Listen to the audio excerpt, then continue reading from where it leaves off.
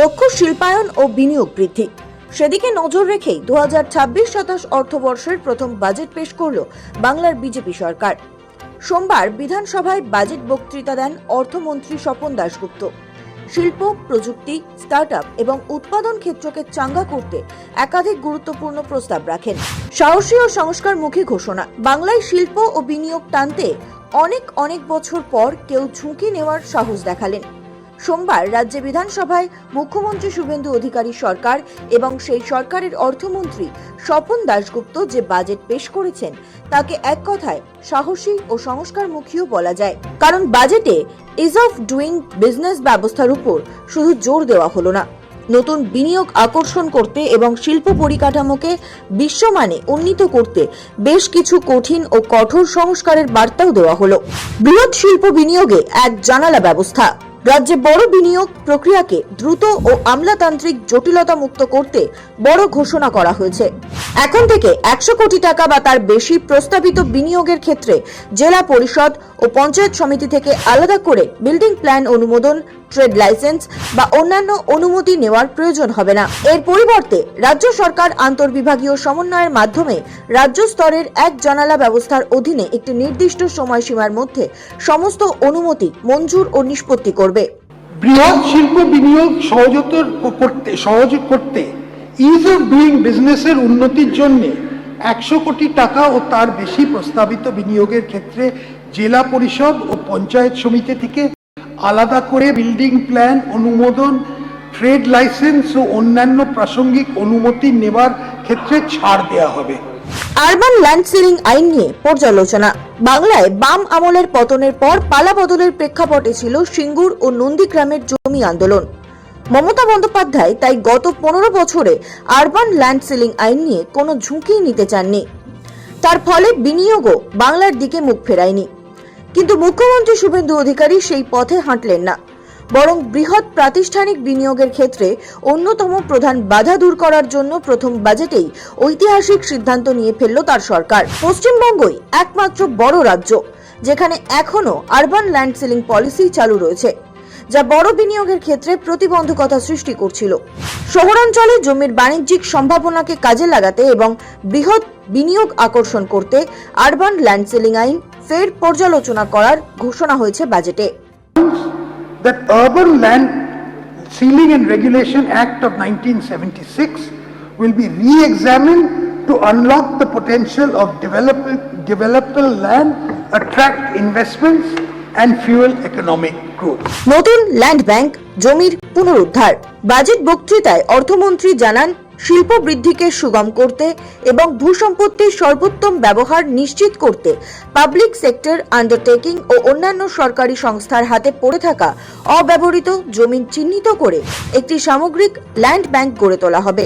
একই সঙ্গে শিল্প তালুকে বরাদ্দ করা যে সমস্ত জমি চুক্তিগত সময়সীমার বেশি সময় ধরে অব্যবহৃত পড়ে আছে সেগুলি পর্যালোচনা করা হবে এবং সরকার কোনো সুদ ছাড়া লিজ প্রিমিয়াম, সালামি ও অন্যান্য চার্জ ফেরত দিয়ে জমি পুনর্দখল করতে পারবে।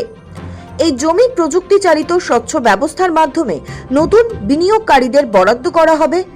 বেসরকারি ক্ষেত্রে একক বা বহু পণ্য ভিত্তিক ইন্ডাস্ট্রিয়াল পার্ক স্থাপনে ইনসেন্টিভ প্যাকেজও দেওয়া হবে। 24 ঘন্টা ব্যবসা চালুর অনুমতি।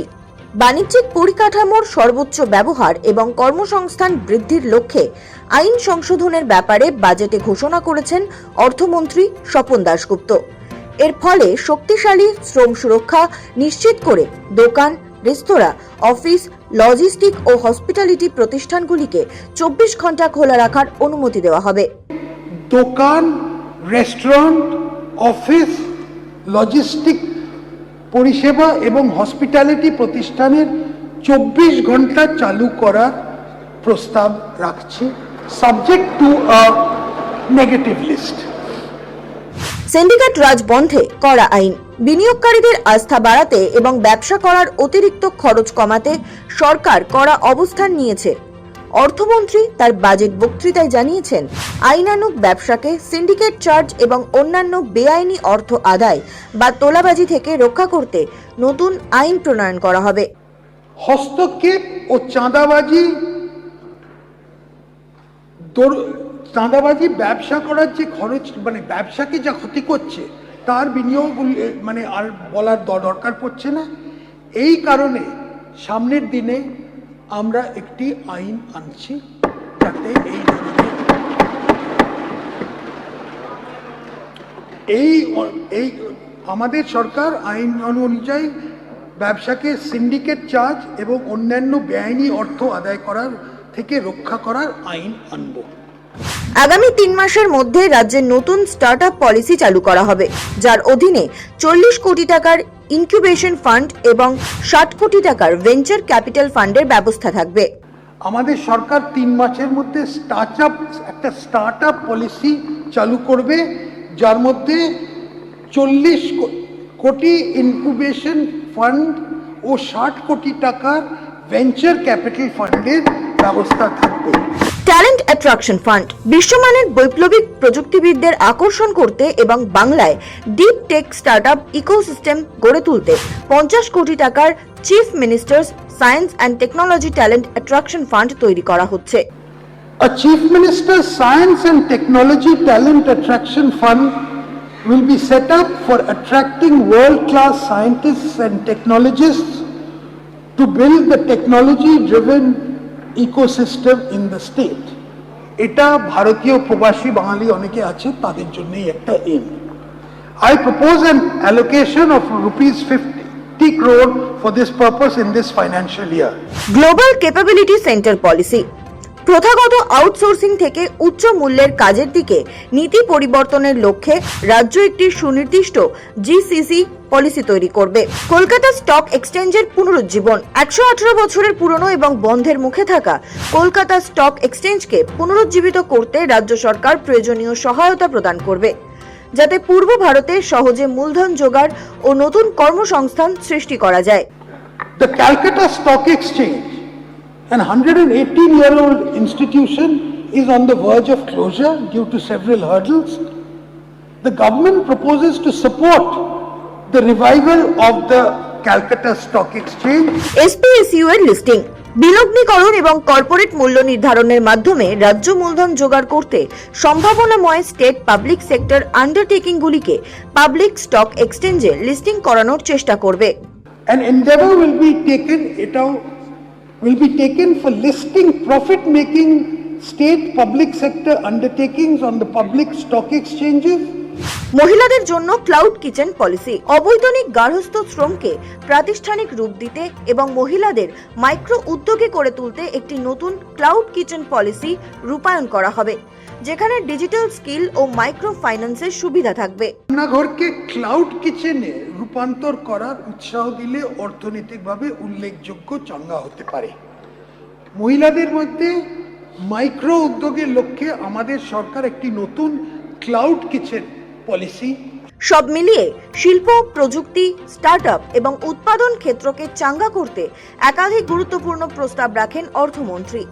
সেমিকন্ডাক্টর থেকে শুরু করে গ্রিন এনার্জি, বৈদ্যুতিক গাড়ি, টেক্সটাইল গবেষণা এবং লজিস্টিক্স পরিকাঠামোয় জোর দেওয়া হয়েছে এবারের বাজেটে।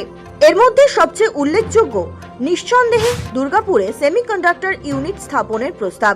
50,000 square foot built up space সহ শিলিগুড়ির আইটি পার্কের উন্নয়ন করা হবে।